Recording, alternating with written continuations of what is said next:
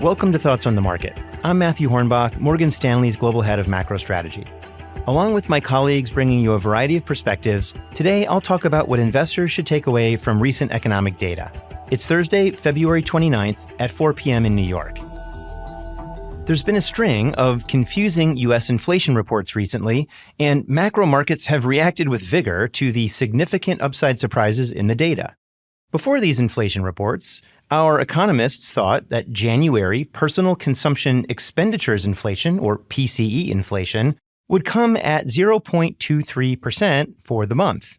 On the back of the Consumer Price Index inflation report for January, our economists increased their PCE inflation forecast to 0.29% month over month. Then, after the Producer Price Index, or PPI inflation report, they revised that forecast even higher, to 0.43% month over month. Today, core PCE inflation actually printed at 0.42%, very close to our economists' revised forecast. That means that the economy produced nearly twice as much inflation in January as our economists thought it would originally. The January CPI and PPI inflation reports seem to suggest that while inflation is off the record peaks that it had reached, the path down is not going to be smooth and easy. Now the question is, how much weight should investors put on this data? The answer depends on how much weight Federal Open Market Committee participants place on it.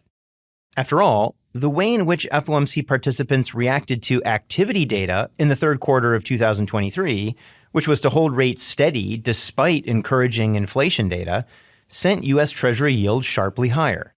Sometimes data is irrational, so we would take the recent inflation data with a grain of salt.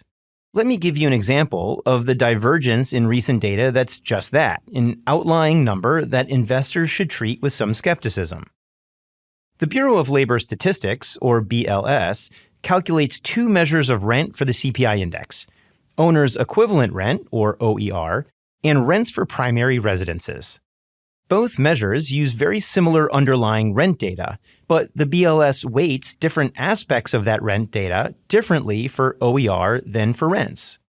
OER increased by 0.56% month over month in January, while primary residence rents increased by 0.36% month over month. This is extremely rare. If the BLS were to release the inflation data every day of the year, this type of discrepancy would occur only twice in a lifetime, or every 43 years. The confusing nature of recent economic data suggests to us that investors should interpret the data as the Fed would. Our economists don't think that recent data changed the views of FOMC participants, and they still expect a first rate cut at the June FOMC meeting.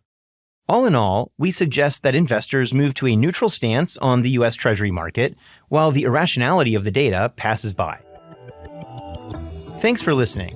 If you enjoy Thoughts on the Market, please take a moment to rate and review us on the Apple Podcasts app. It helps more people to find the show. The preceding content is informational only and based on information available when created. It is not an offer or solicitation, nor is it tax or legal advice. It does not consider your financial circumstances and objectives and may not be suitable for you.